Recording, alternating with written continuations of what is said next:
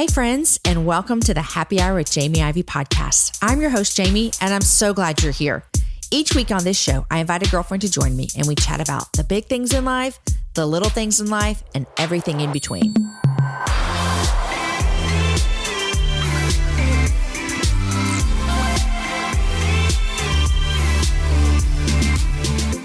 Today's show is brought to you by Kendra Scott. Kendra Scott has the jewelry that you've been searching for with high style, and they have quality gifts at an affordable price. They even have a great selection of gifts under $100, plus free shipping, free returns, and free gift wrapping. Use the code HAPPYHOUR for 20% off your purchase of any full-price fashion jewelry at kendrascott.com or mention the code HAPPYHOUR in any Kendra Scott store. That's the code HAPPYHOUR at kendrascott.com for 20% off your purchase, valid until September 1st, which, if any of you ladies are coming to Austin, Texas for the next Happy Hour Live, there is a fabulous Kendra Scott store on South Congress that I highly suggest you check out. Yes, it is August. I'm so happy that it's August. August means we have our Happy Hour Live event coming up in a few weeks. I cannot wait to see almost 500 of you join me for these two nights with our friends, Cezanne Hendricks, Lisa Turkhurst, Ruth Simons, and Rebecca Lyons. What a phenomenal lineup we have going on. Also, I may or may not be excited that August is when my kids go back to school. But today, let's not talk about school. Let me tell you about our guest that we have. Today, my guest is one of the funniest girls that I know. She cracks me up on her Instagram stories, especially her Bachelor recaps. And I have seen maybe 45 minutes of the Bachelor season that just ended with Hannah from Alabama. But I love Becca's recaps on her Instagram stories. She's also so dear to my kids. And so I'm a big fan of Becca. We met through our church while she was a resident.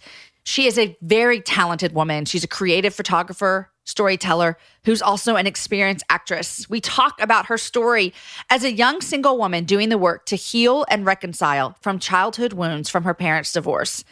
Becca shares with us the part of herself that can suffer with depression and how her happy demeanor kept her in denial before admitting depression was a struggle. We also talk a bit about what it was like to grow up and to continue to live in a majority culture church. I asked Becca some direct questions regarding this, and I'm so grateful for her generosity to talk super candidly with me about this. I hope as you listen to Becca and I talk that you'll be thankful for her story as much as I am. I really love having conversations with those who are in different stages of life than me, different ages, different races, and different experiences. And my hope is that we can all come together and see life through different people's lenses and also know that we are always better together with each other. Before we jump into Becca's conversation that we had, I want to tell you about something that we have going on right now that you are going to want to know about. You know, I've said before that we love making the happy hour for you, the listener. In fact, that's why we do this show is I think about every single person listening to the show. When I'm interviewing someone, I think about what do you want to know? Where should this conversation go? How do we bring great content to you? Well, we want to make sure that we're always giving you the best content, and we want to listen to what you say is important to you. And so we have a survey. We've done surveys before in the past 5 years. This is the biggest and best survey we've ever done. It's going to give us the most information about you, the listener, how much more you want from the happy hour, how involved you are in the happy hour. It's your chance to tell us what you think. So I would love it if you would go take the survey for us. Go to jamieivey.com/survey. That's jamieivey.com/survey. For those of you that have already completed the survey, thank you, thank you, thank you. Seriously, it means so much to our team that you would share your feedback with us. One of the things that everyone's going to get when you complete the survey is you're going to have the opportunity to join our Patreon group for 1 month for $1, which means during the month of September, you get to see and try out everything we do over on Patreon page only for $1. So you're going to get to come over to the party. I know you're going to love it. You'll enjoy it. And that is our gift to you for doing the survey. Another thing that you're going to get, or maybe you're already a member of our Patreon page, we're going to give you free shipping on our merch store starting in September. And I'm telling you, we have great new merchandise coming that launches at Happy Hour Live. I cannot wait till you see it. One of my favorite shirts we've ever done is launching after Happy Hour Live. So you're going to get a free shipping code for the month of September as well.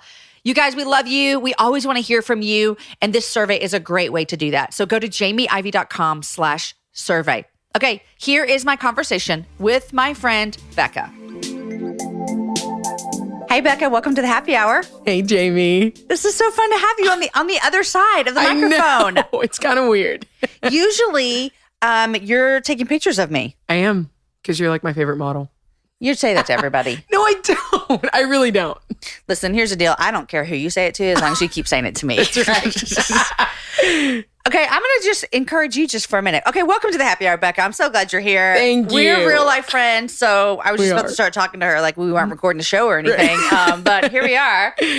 Becca, I've met you through our church. Yeah. Through the story team, which is a part of our church, the Austin Stone. And you were you interning there? I was a resident. You were a resident, which to people listening, that means? Basically, you are technically on staff at the Austin Stone, but you get to learn through a developmental program for the next 2 years. It's a great program. They have it all kinds of different ways. But anyhow, we met that way. Yes. And then I've had you do a lot of pictures for me in the past year. Yeah. And here's what I want to say about you. Are you ready? Fine. Do you hate this? I don't. I love giving compliments, but receiving them, I'm just like, okay. Really? Yeah. Okay, well, here, I'm going to give you one. Okay. When you take pictures of me, here's what everyone needs to know. If you see people like me or other people on the internet and we have pictures of ourselves, we don't enjoy that. That's the most awkward thing I've ever done, is to have my picture taken by myself. You know what I mean? Yeah. But it is what it is. We just have to do it sometimes. But you make me feel good and look good in pictures. Oh. I mean, like the way you tell me to move feels like the weirdest thing. And the first time I think I was like, Becca, I can't do this. This is dumb. And you're like, just do it. Right. And then the pictures are amazing. Yes. So you're really good at your job, is what I'm saying. Thank you. It's kind of like being a director on a film set. How I like to envision it. I like to give people just like paint a picture for them. And then hopefully they go with it. If they don't, then just got to get more creative. I am working on my no teeth smile. And my soft smile. Yes. You were coaching me through it every time. I think the last time you took my pictures, I took the best soft smile I've ever had in my entire life. You nailed it. I'm working on it. I didn't even have to tell her. Oh, I am working on it so much. So anyhow, that's how you and I know each other. We met at church, and then you've done a bunch of photos for me. But here's why I invited you to come in here. Okay. Another thing. I remember casually talking to you about something, and you mentioned depression. And it took me I went, what? Yeah. Because, and I think this is an important conversation to have, and we're going to jump into it in a minute. But I remember thinking, Becca? Right. Would you call yourself an introvert or an extrovert? I'd say I'm 60% extroverted. Okay. 40%. Okay. Yeah. But I remember, and you also mentioned to me really struggling one day. And I just thought, I would have never guessed that. Yeah. And it was like this pin in my brain of, you just can't label people, and you never know who's going through what by the way that they may outwardly show themselves. Yeah. And so I thought, you know what? I'm going to make Becca come into my office. I'm going to make her sit behind the microphone, and I'm going to make her talk about hard things. Wow. I feel like I'm in a counseling session. But I love it. I'm for it. It's not going to be a counseling session. But first of all, I also did not know this about you, that you are a dual citizen. Okay. Tell me this. Tell everybody this. Okay, everyone. Right now, I feel a little bit embarrassed because I texted my dad. My dad said, as a kid, so both my parents are from Zimbabwe, Africa. As a kid, I had a second passport that made me a dual citizen, but then it expired, and Zimbabwe actually had new laws come in. So I'm literally no longer a dual citizen because of their new laws. Okay, this is the worst thing that's ever happened. I mean, what? Zimbabwe, what's the deal? I don't know. They need to get it together. Yes. So you're full Zimbabwean. What would you say? I would say, how do you say that? Zimbabwean. Zimbabwean. Yeah, it's a really nice flow to it. Okay. Yeah. And can you educate our listeners, not that I don't know, but can you educate our listeners as to what part of Africa Zimbabwe would be in? Yes. Zimbabwe's in southern Africa. So it's right above South Africa. Okay. Have you been back? I haven't. You've never been there. I have been there. I went when I was 3 and 7 to visit my grandparents that I never met on my dad's side. Yeah. Okay. So a lot of history there. So you haven't been back since you were 7? No. Okay. It's expensive. Yeah. Do you remember? I don't have very many memories of when I'm 7, but that's a big trip. So you have memories of that? Oh, yeah. I remember meeting some of my cousins, and It honestly felt like the set of Lion King. It was like, obviously not as like lions roaming everywhere and hyenas, but I just remember like there being a big like house where my dad grew up at, and they called it a compound. So it was like made of bricks, and it was a huge house. And then the pool was empty. There were like huge frogs everywhere. And then we like had these popsicles, and everyone, it was just a different world and culture, but I loved it. Yeah. Like it was awesome. I've never been to Zimbabwe, but You should go. I hope I get to. Yes. So we'll scratch that about you being dual citizen. Yes. You were so close. I was so close. I mean, so close. My dad was like, do not misinform people. So your dad is here to set the record straight. You were only citizen of one country. Yes, thanks, Dr. Vic. Thank you. Thank you. Oh my gosh, hilarious. But you are first generation American. Yeah. Mm-hmm. Love it. Okay, so you also, we've already mentioned that you're a photographer. You've done photography for me. You also enjoy acting. I do. I love Where acting. did this come from?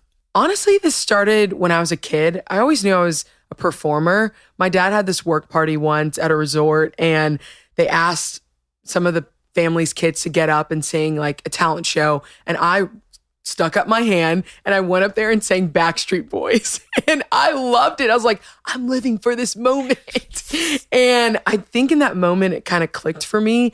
And then I think also tied into parts of my story with kind of coping with pain. Acting was a really good outlet for me because it allowed me to kind of eject from my life and enter into another character and just pretend that my world wasn't as bad because I get to be in someone else's world. So, Is this when you were a child? yeah. And are you speaking about your parents getting a divorce? Yeah. So you were how old when that happened? That happened when I was 13, so 2008. Yeah. I always, divorce is just so absolutely difficult and devastating. And it's interesting to me just about just humanity and how people deal with pain differently. Yeah. You meet some people and their parents got divorced when they were younger, and it wasn't the worst thing that ever happened to them. You know what I mean? Like, it didn't affect them in other ways. And then you meet other people and it has genuinely affected their whole world. Yeah. Would you fall into that category? I think so, because I kind of was in the camp of art was my outlet, but I didn't tell like anyone about it. I just tried to act like I was okay on the outside and just be what everyone else wanted me to be for like the time being. But deep within, I was just like tormented and I hated everything about my life. So, and that's hard when you're 13. Yeah. I mean, it's hard when I'm 41. It's right. And then you're 13. So you grow up and you're into acting. When did you feel as though you were starting to maybe walk through this season of depression? Yeah. I think depression started to spiral in right after my parents' divorce around when I was 16. And I graduated high school at that time. You graduated at 16? Yeah. How did you do that? It's because you were dual citizen. They're like, let's get this girl out of here. There's no special treatment for dual citizens. But so basically, our high school had AP classes that were also dual credit. Okay, yes. And I took some, and my counselor one day was like, hey, you're like 4 hours shy of being done. You want to just finish your junior year? And I'm like, yeah, get me out of here. And so I finished at 16, and I was young for my grade. Yeah. I'm born in the summer, July. And then I graduated 16, went off to OU August of 2011. The same year you graduated, or you took a year? Oh, you turned 17 that summer. You were a baby when your parents sent you off to college. A baby, but I was so ready to leave. Yeah. Like in my mind, I just wanted to like get out of my small town and the life that I lived the past 4 years because of the divorce. Yeah. So, where did you grow up? What small town? Denton, Texas. Oh, I know Denton. That's University of North Texas, right? Yeah, that's my alma mater. I transferred. So you went in, then you came back to UNT. Yes. Call all day. Are y'all the Eagles? Yes, we're the Eagles. I like knowing mascots. It's this weird thing about me is like if I can name a mascot, I feel so good. Right. Yeah. I looked into UNT. Okay. But yeah. So where did you go? Where did I finish, or where are all the places I went? Where did you finish? I finished at Houston Baptist University. Okay. So you went off to college and you're like, I got to get out of here. You're 17, you're a baby. Yeah.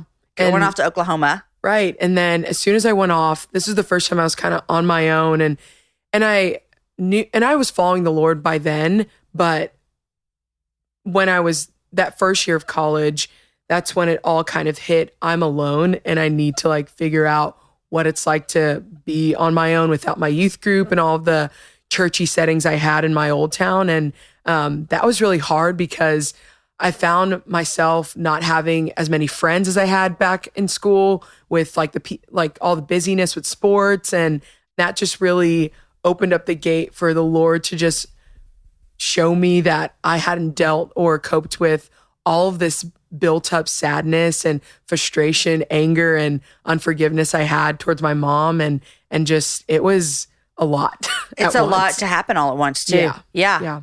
You're young. Yeah. Tell everyone how old you are. I'm 24 years old.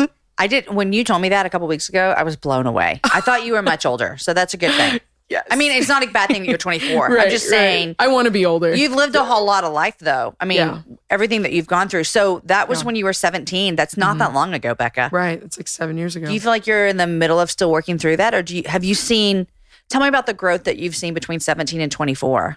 Yeah, it's a really good question. I'd probably say I've seen the growth in the fact that God has really worked in my heart where he's allowed reconciliation between my mom and I.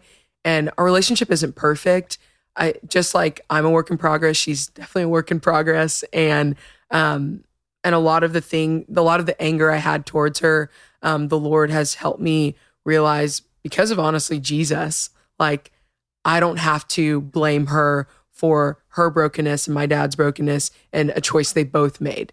And I think because in their divorce, like my mom had left for a couple of months. So that felt like ultimate like rejection and abandonment. And I was like, I guess I'm not worthy to be loved by my own parent. And I didn't get that. That didn't make any sense to me.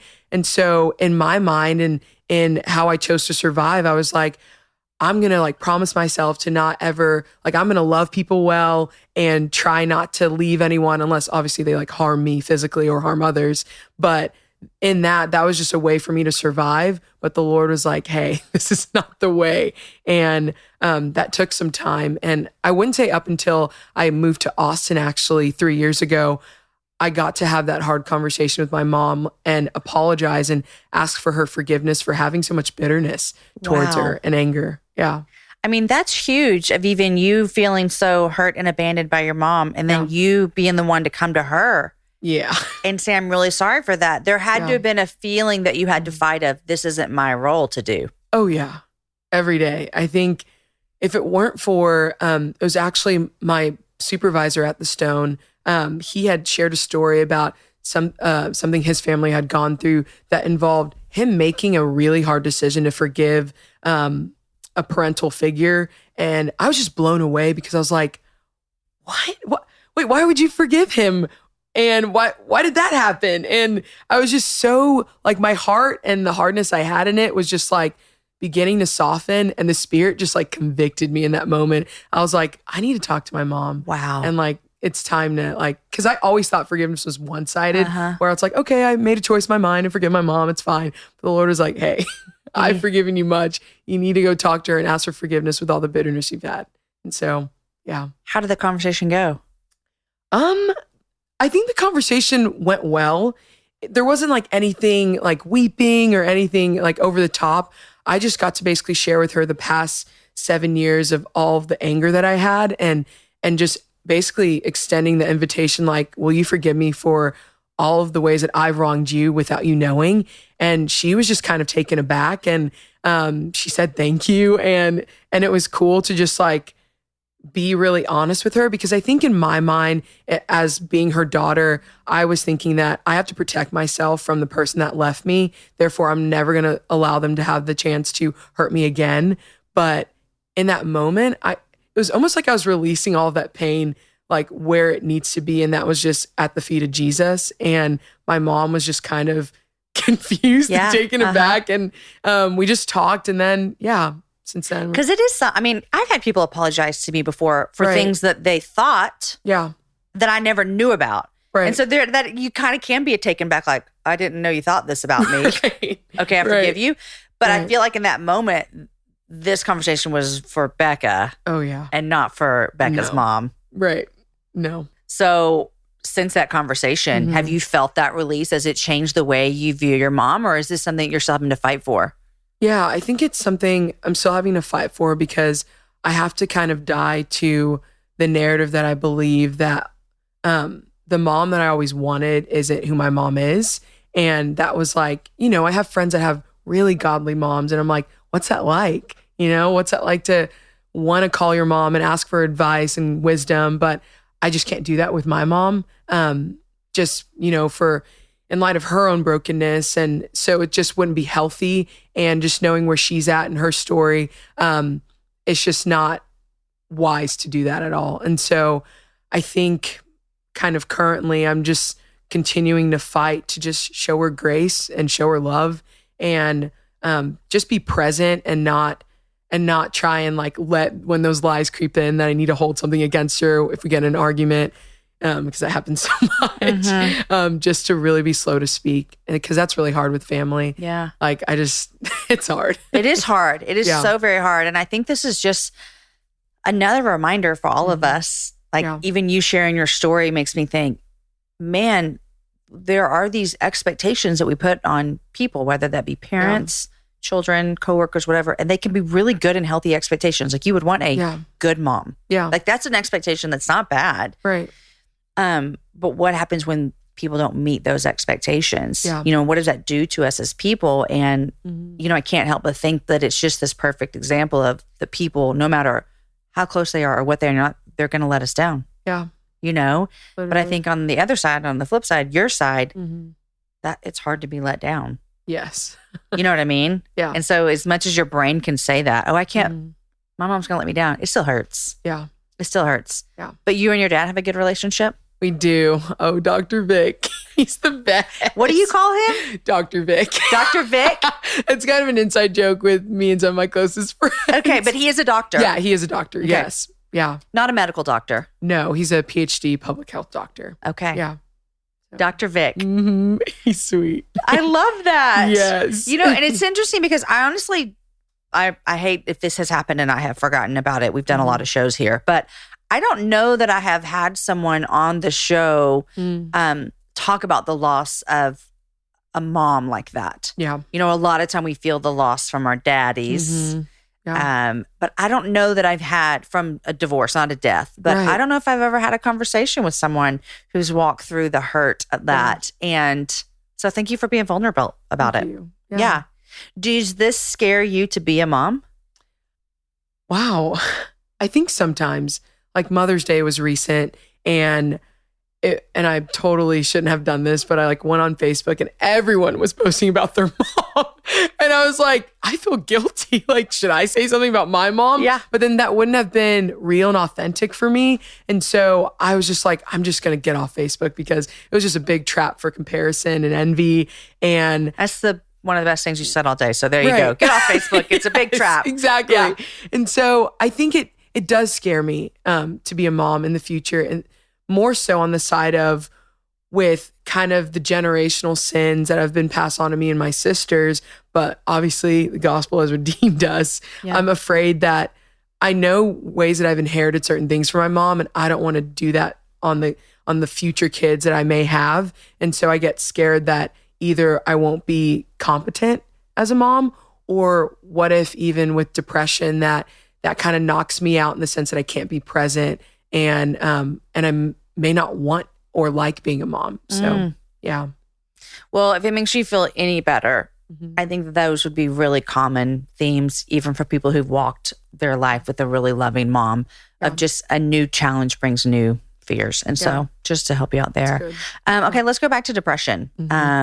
We talked about that a lot on the happy hour. I love talking about it because I feel like it's kind of this scary thing. Yeah. That people, and when I say scary, I'm going to talk about in the church. Right. Yeah. I feel like it can be kind of this taboo thing. Yeah. I tell this story in my book of, I'll never forget, a couple of years ago, I was talking to a really close friend of mine. Yeah. And it's in the chapter of my book called Sin Shock. And I don't think depression is a sin, but I tell the story in there.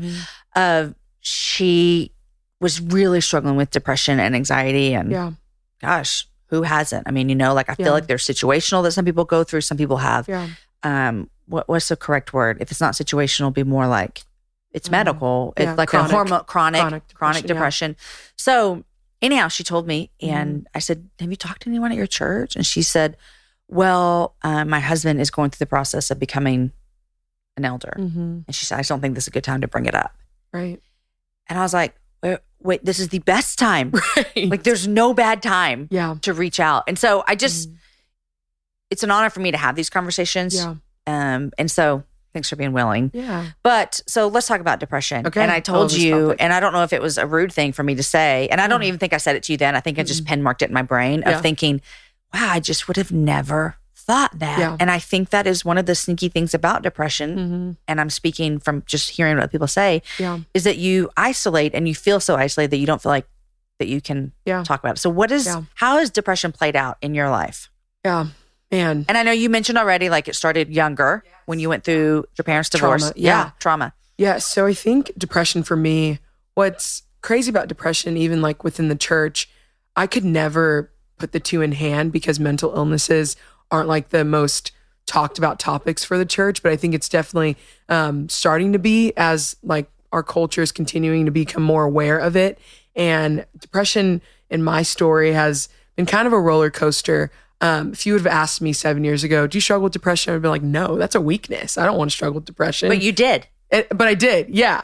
And I was just so in denial. Like I wanted to avoid that topic. I wanted to avoid any claim over me.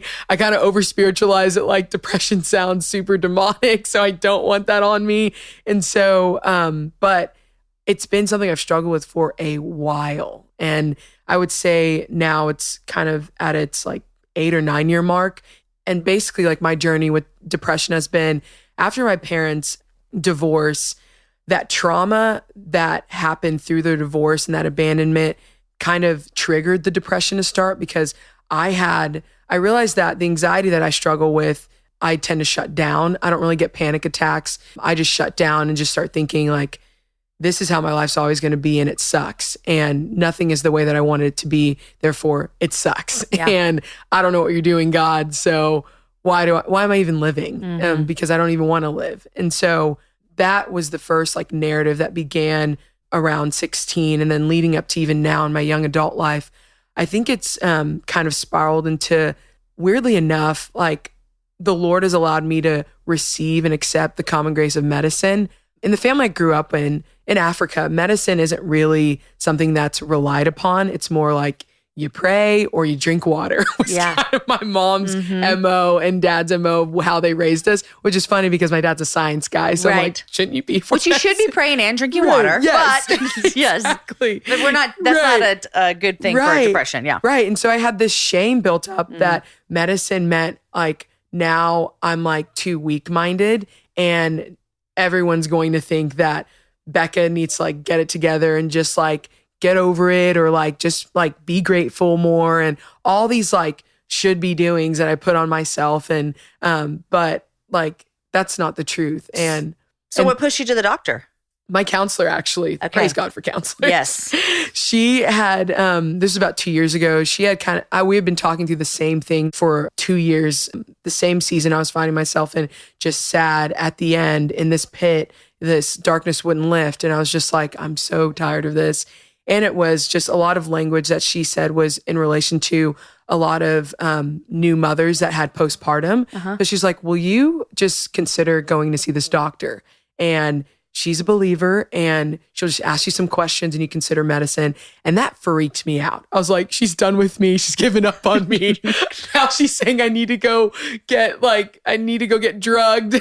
Like you felt like this is the very last thing that could ever possibly work for me. Yeah. Like I think in my mind, I kept thinking it was like a mind over matter thing. Like if I could just get a little more mentally tough, I could beat this. But that's just not true. And some of it is even biological in the sense that I do have a chemical imbalance. That's something I can't control. And medicine is the helpful factor in that. And so I went and saw my doctor and did this questionnaire. And she was like, hey, Becca, she was like, I love you and God's made you and you're free in him. But he also has made the common grace of medicine. And I think we should try you on this one.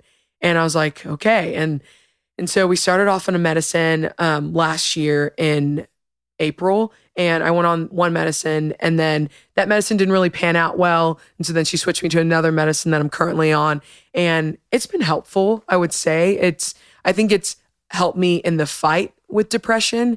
I would say I'm more functionally depressed than most people that may describe their depression. Like I can get up and go do my job and be productive, and just for the sake of like being at home and alone and wallowing is just not going to help me like at all. And so like it's just been a fight in the sense that I would say that even in my current season and the season before that and the season before that, depression's just been the most heavy cloud of darkness that remains.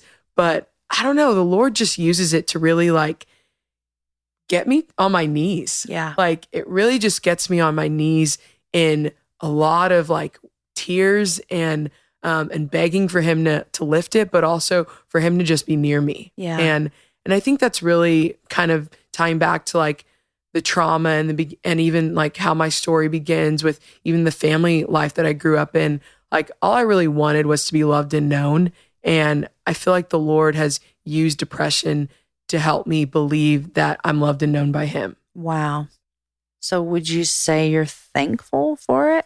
Yeah, I would say I started saying that even like a couple of months ago. I was like, you know what? A friend and I were sharing our stories, how we met the Lord. And I was like, you know what? I'm thankful for depression because God's used that to really like crush this pride of self-sufficiency that I had and really crush even the fact that if he's all I have, then that's enough. Wow. You know?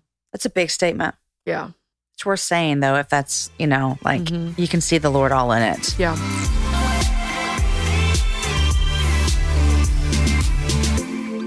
Okay, friends, I know you're loving my conversation with Becca. I wasn't lying when I told you that you would love her. But now I want to thank two sponsors that are making today's show happen. And without them, we wouldn't have the happy hour. So today's show is brought to you by Third Love. Buying a bra has never been easier. I know you don't believe me because sometimes buying a bra is not easy, but with Third Love, it is easy. They have more than 70 sizes, including their signature half cup sizes. Third Love designs bras with breast size and shape in mind for a perfect fit and a premium feel. Then, thanks to Third Love's 100% fit guarantee, you can wear it, you can wash it, and you can put your bra to the test for 60 days. And if you don't love it, you can return it, and Third Love will wash it and donate it to a woman in need. I've been wearing Third Love bras for a couple of years, and I continue to be surprised by how comfortable the fit is. The straps don't slip, there's no itchy tag label, and it's made of lightweight, super thin memory foam cups that are super comfortable. You guys, it's the perfect bra. I regularly forget that I even have it on because it's that comfortable. Third Love knows there's a perfect bra for everyone. So right now, they are offering all of my listeners, which is you because you're listening, 15% off your first order. You can't pass that up. It's worth a try. And they have that 100% money back guarantee. Go to thirdlove.com/Jamie, Jamie, that's my name, right now to find your perfect fitting bra and get 15% off your first purchase. That's thirdlove.com/Jamie for 15% off today. I also want to thank today's sponsor of Panama City Beach for making the happy hour possible. Are you dreaming of a beach vacation? I feel like I'm always dreaming of a beach vacation, if I'm honest with you. If you are, start planning your escape to Panama City Beach, Florida today. Imagine spending your days doing the things that you love, all in a setting of sugar white beaches and turquoise waters.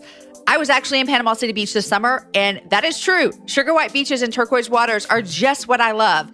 Discover endless family fun, heart-pounding thrills, eco-adventure, and romance.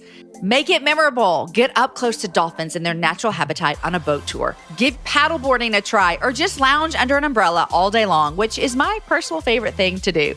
There's so much fun. It'll make your family's head spin. Make it exhilarating. Find your thrills flying on a jet ski, kayaking at sunset, or snorkeling in turquoise waters. It's everything an adrenaline junkie lives for. Make it incredible. Bike along the beach, take an airboat tour, or explore the secluded beauty of 2 state parks. Panama City Beach offers one eco-adventure after another. Make it special with a romantic getaway. Relax and reconnect with dining on the beach, breathtaking sunsets, and enough live music to dance the night away. So make it your own however you want it. Make it Panama City Beach, your real fun beach. Plan your escape now at visitpanamacitybeach.com. Okay, here is the rest of my conversation with my friend, Becca. Okay, I want to ask you about a couple more things. Okay. One thing that you mentioned to me before we started recording in our little survey that we sent out, is about being a Black woman in a predominantly white culture. Yeah. Talk to me about this. I love that we're just hitting all the hard topics. Hey, that's what we do at the happy hour. I love it. Oh, man. Okay. So I would say I can only speak from my experience. I think I always put this pressure on myself that I need to speak on behalf of all Black women, but I don't. And so just wanted to put that on the record. So you can speak for Becca. Yes, I'll speak for Becca. And so the experience I've had, so I grew up in the suburbs, and we were like the only Black family within like 3 blocks of each other in our little suburban area. I love the suburbs. Like, it was great. I'm thankful and blessed to like been able to like go to private school and then go to public school. And I would say up until public school was when I started to experience a lot of really like direct racism, like from teachers, from classmates, like being called the N-word, being just made fun of for the skin color I had. And I didn't really like care about it until it started like happening. And this is like 5th grader me. And so I'm 11 in 5th grade, and all this is like happening, and it sucks because I never thought like something was wrong with the way God made me until that started happening. And when that began, I just immediately shifted into like, I need to learn how to adapt, and I need to learn how to be sociably acceptable so that I can just be liked. And then that's like, okay. And so I think that's where it even rolls into when people say like, Becca, you're so sweet and outgoing. And sometimes that's just like a show for the sake of like, I just want to be able to find a place to fit in. And because if I can fit in, then I can just like lay low and maybe avoid someone mentioning something wrong about like the color of my skin. And so through that, kind of leading up through just like getting to know the Lord, and then now where I've predominantly always gone to white churches, because I think when I first met the Lord, I just, the church that I was at was a great church. It was non-denominational, whatever. And like, I guess I just always had thought like the church itself was just full of like white people. And I was like, oh, God's people are mostly white people. And like, because I never gotten the chance to go to a Black church, and I've been to Black churches before, and they're great. I love the worship, and I love just how long the sermons are. Yes. But, and it's like a revival in there, but that was not my experience with church. And so I had always only seen church one-dimensionally. And then up until I would say a couple of years ago, it started to hit seeing, like, I had learned all about like Black history, African history mainly, and being African too is a whole different like conversation than just being Black American, because I'm also African. And so Black Americans and Africans are different. Yeah. and like, so I had to learn like one history, another history. And I just always felt so different and far removed from either like Black Americans that had this culture, and then also being African, but I wasn't raised in Africa. And so it was just really hard. And then going to predominantly white churches, I just felt like I was always an outsider looking in. I was just like, I don't fit in anywhere, so I need to fight as hard as I can to just fit in. And leading up to just kind of wanting to discuss this was just because the experience that I've had and still am processing and going through is the fact that the Lord has been helping me realize that there's a lot that I need to lament that I never allowed myself the opportunity to, and that I never thought I was valid to do that. Because a lot of the time, the experiences that I went through is that as a Black woman, like, I just need to get over it because what happened was in the past, which is not true in the sense that there's still racism going on,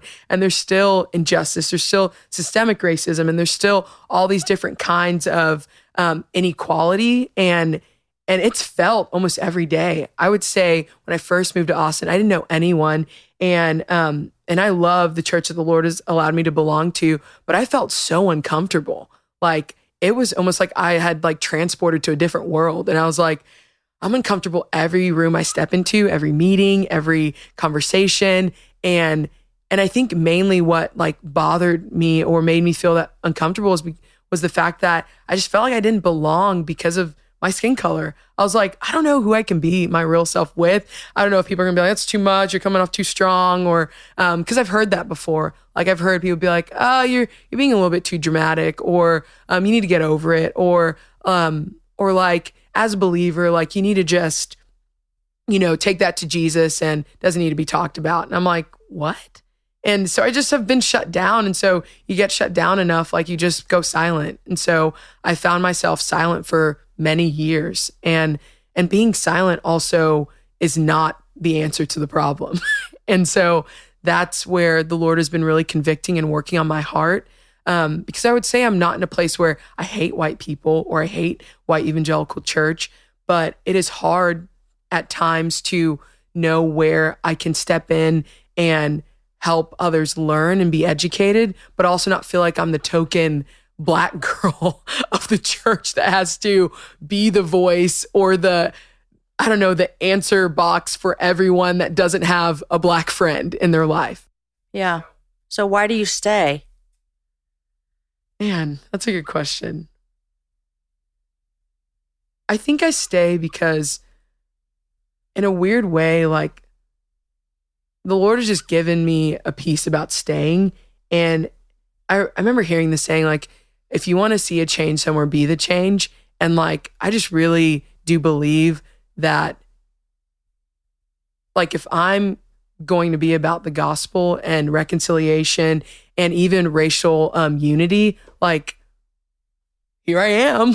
Like, I'm African American, but I'm first a child of God. And then I get the opportunity to step into those really tough, uncomfortable spaces, which the Lord asks us to do, is to be uncomfortable and trust that if he's going to use me in this space, then let him use me. Yeah. I think I'm just willing to let him use me. So, well, I'm thankful for your honesty. Yeah.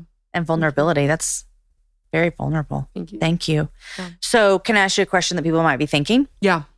So what I imagine people are thinking is, oh, I am white. Yeah.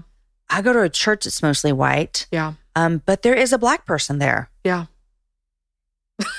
Do you know what I'm saying? And so Yeah. like, oh, I've never thought about this from their point of view. Yeah. What is your, like, if you could just sit all of us down. Yes. Just in the fact of, like, I mean, even me asking, like, why do you stay? Like, that uncomfortableness. So if that person's experiencing the same thing and they're of a minority culture and they're at a majority culture church, what do you say to those majority culture people? Yeah. I think I would say to the majority culture that if there is a Black person at your church or a couple, or there isn't any, but you have a conviction to go out and step into that culture, just be their friend. Like, approach us like you would legit. Approach us like you would approach your friend. Like, we're not some like weird aliens that are like, don't talk to me.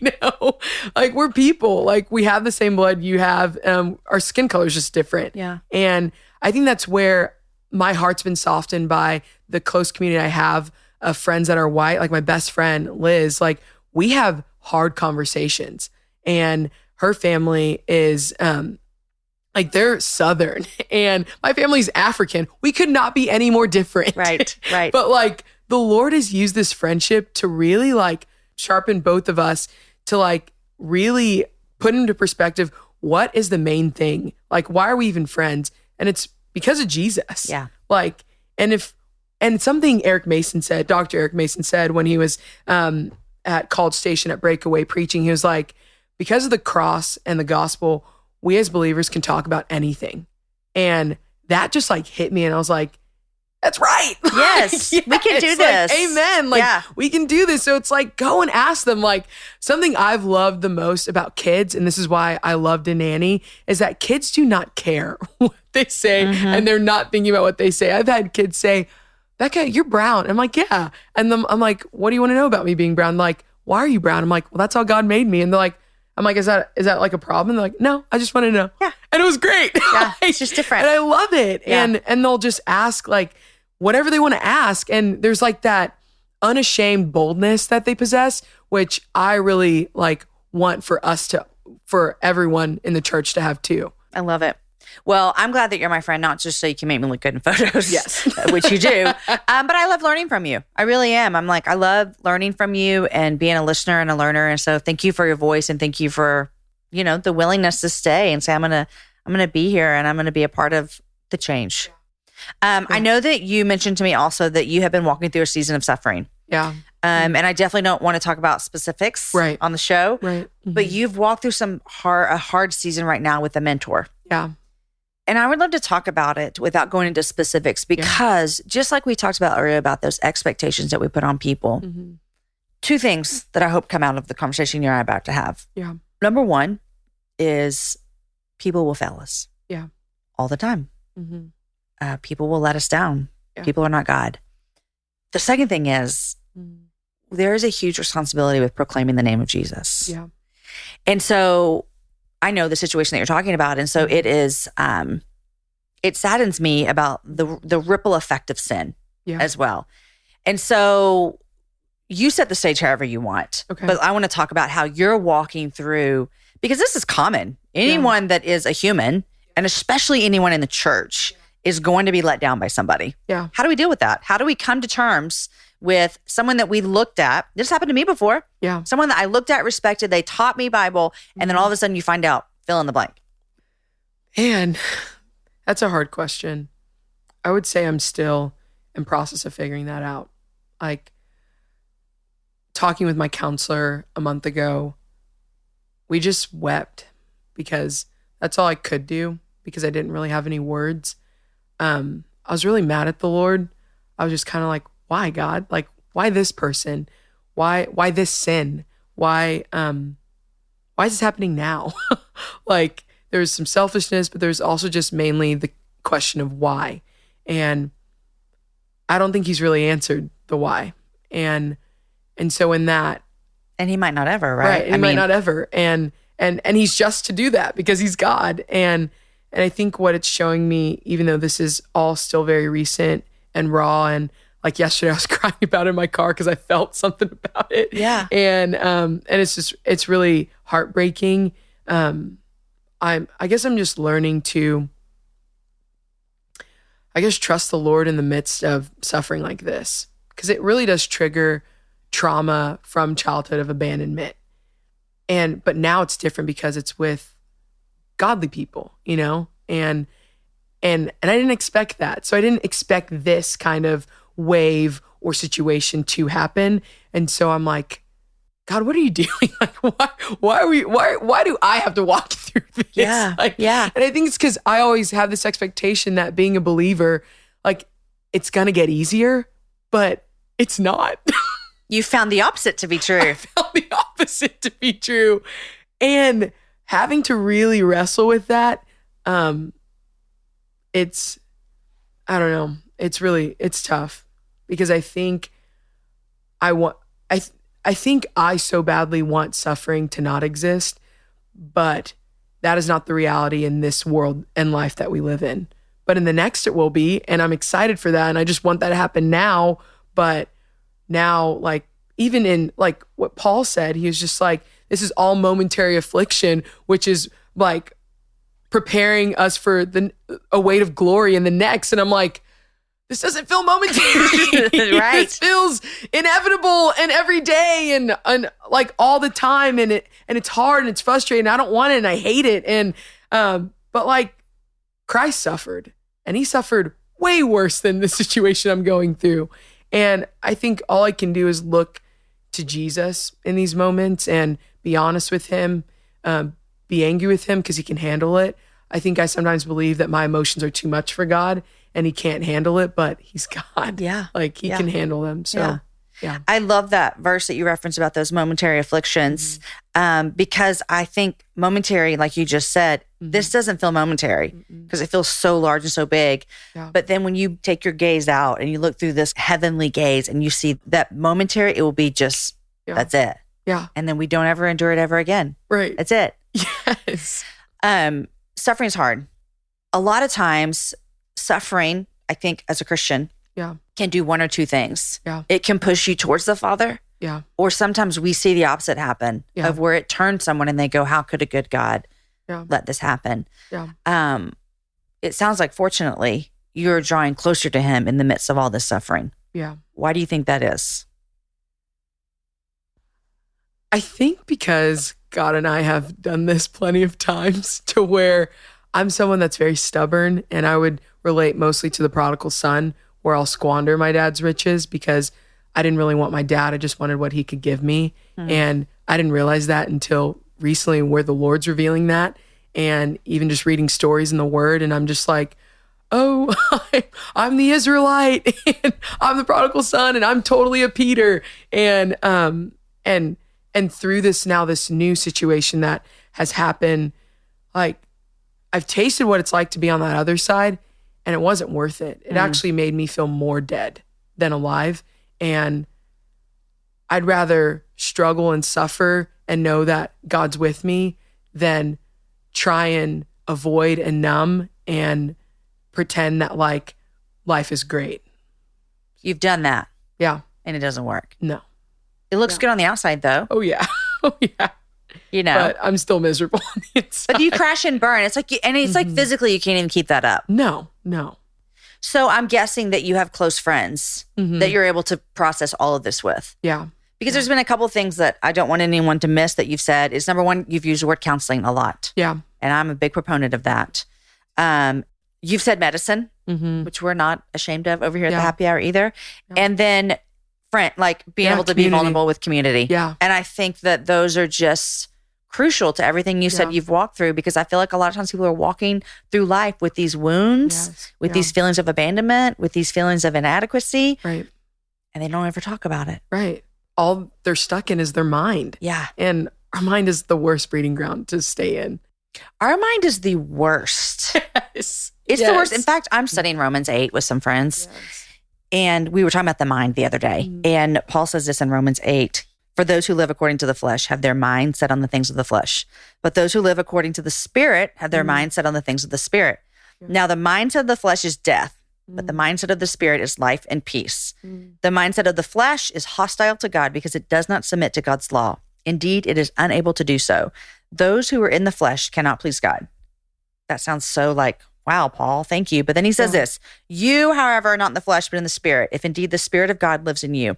If anyone does not have the Spirit of Christ, he does not belong to him. Now, if Christ is in you, the body is dead because of sin, but the Spirit gives life because of righteousness. And we started to talk about how much our thought life and our minds affect our entire life. Yeah. And Trillia Newbell is writing the study that we're doing, and she talked about how sometimes the things in our head that are sinful, envy, jealousy, greed, unworth, all these things that our mind can sit on, but we could go about our day and no one ever knows. Right. But Paul's like, hey, you need to put your mind on things above because you have the Spirit. And so I think our minds are just they're so important. Yeah. And I think Dr. Vic would agree with me about that as well. Totally would. That our minds are important. Yes. Yes.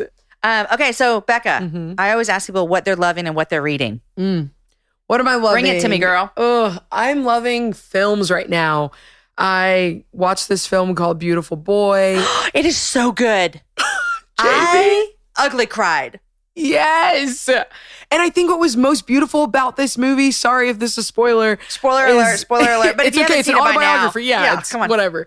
What was so beautiful about it was that, so the Lord really speaks to me through like stories and like even secular films, like it can give me questions and when I go talk to the Lord. But this film particularly changed my view of like suffering and the fact that the main character who's struggling with a drug addiction had a loving father and a mother. I mean, they were divorced, but like things were seemingly healthy, but sin still got him. And he still and it affected everyone. Because everyone, that's what sin even does. the little kids. Yes. And it was just so sad. But there was redemption, which is like the best part about stories is that through like all of the sin and like our depravity, when there's redemption, it just makes the story that much better. And so that's what I love about the Bible is that there's so many stories of redemption in it because it is a story of redemption in Christ. So yeah, Beautiful Boy, great.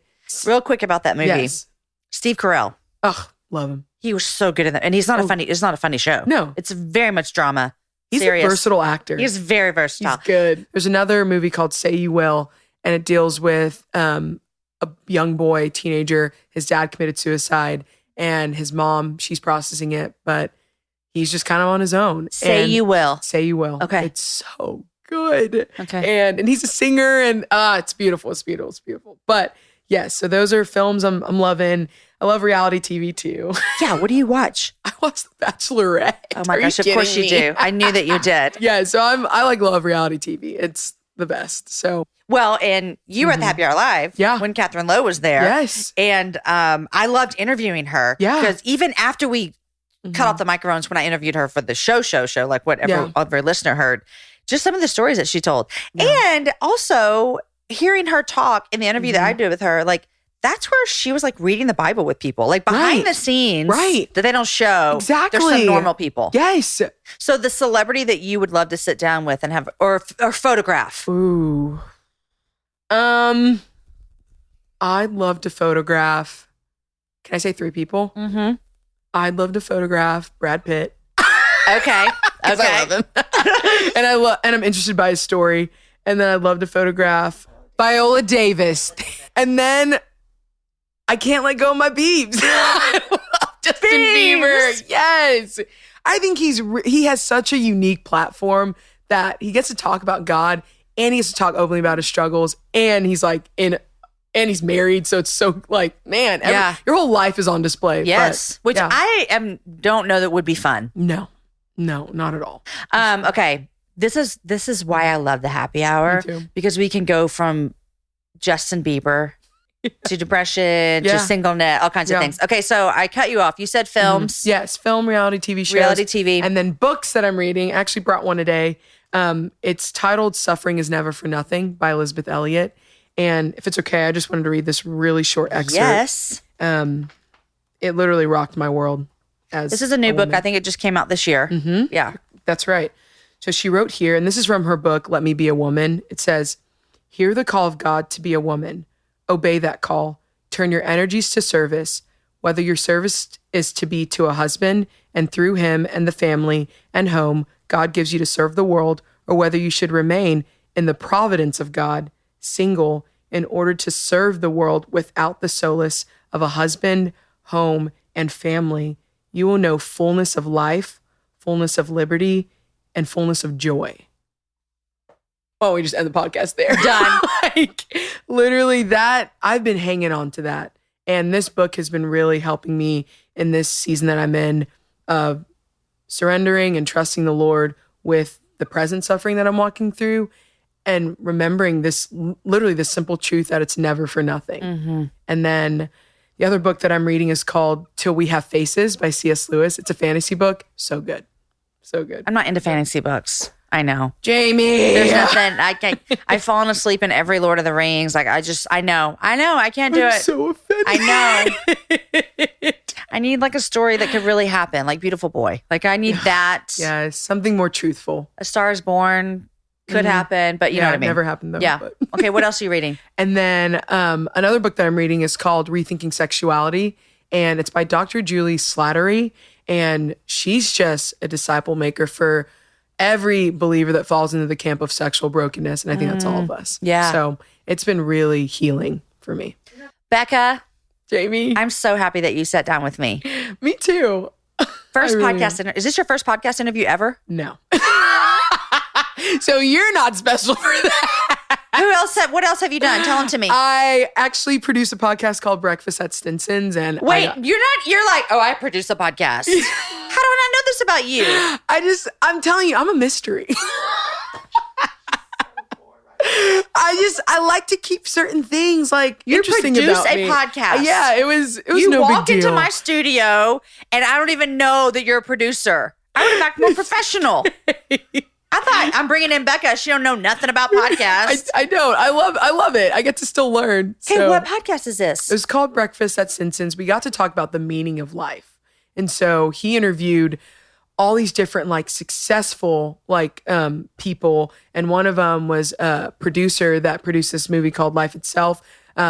His name is Matt Bowen. He's out in LA from Texas, and that was probably my favorite episode to like produce, because that's like where I want to be at. And he's like, in 10 years I want to be a Fort Worth football coach, and it's just so cool because he's like in his 40s and he's still dreaming, and so it was awesome. So have you been on the show? Yeah, I have one episode. So is this your second podcast interview? This is actually my third. Oh my gosh. What's the other one? The other one is a pending podcast my best friend Liz and I are doing. And we're just talking. Okay, wait, time out. Yes. Not only did you produce a podcast, but now you're like, I'm going to make my own podcast. Literally. This is the best ending to a podcast ever. I thought so special for about 5 seconds. Okay, well, I wanted you to. Thank you. You did a great job. Thank you. So me and my best friend Liz, we are making a podcast. It's going to be called On the Table. And we're just going to be talking about everything that has to do with being single women, friendship, race, and dating. And so, yeah. This sounds amazing. Yeah. I would offer my help, but I don't think you need it. We might. Oh, I doubt it. You're a producer. Whatever. Becca, thank you. Thank you so much. And I feel like that there's about 78 things that I don't know about you that would come out if we sat here and talked for another hour. But in all seriousness, I'm super thankful for your honesty and vulnerability revolving around just trauma and walking through that and seeking counseling and depression. And it's been a pure joy to hear you today. So thank you so much. Thank you. Thankful for you. Today's show is also brought to you by Life is Good Ping Podcast. Join co-founders of Life is Good, Bert and John Jacobs, as they talk to influential musicians, athletes, business leaders, and everyday people about the role of optimism in their lives. They'll also end each episode with a ping pong charity challenge where the winner gets to donate to their charity of choice. The Life is Good Ping Podcast kicked off Thursday, June 13th with the legendary Ringo Starr. Subscribe now on Stitcher, Spotify, or iTunes and add some good vibes to your day. You guys, I love Becca so much, and I know that you guys can see all the reasons why from our conversation. I promise you're going to want to go follow her on Instagram, okay? Because she is so much fun. She's going to brighten your day when you watch her Instagram stories. And also, she does all my photography. So if you see me looking good in a photo at Happy Hour Live or lots of other things, she is the woman behind the camera. Becca, thanks for being you. Thanks for being vulnerable. Thanks for coming on the Happy Hour and bringing such a bright light for the future of so many women. Today's show was edited by Chris with Podshaper, and the music was developed for the show by Matt Graham. Show notes are written by Aki Slackers, and this whole thing is organized by Lindsay Sweeney. Next week, my guest is Emily Maynard Johnson. That's right. Becca, today's guest, loves The Bachelor and Bachelorette, and next week we have a real-life bachelorette right here on the Happy Hour. Last month when I was in North Carolina, I sat down with Emily and we talked about her life before, during, and after The Bachelor. I know you're going to love meeting Emily on the Happy Hour. You guys enjoy your week. Share the show with a girlfriend. Have a happy hour with a friend. I'll see you guys back here next week with Emily Maynard Johnson.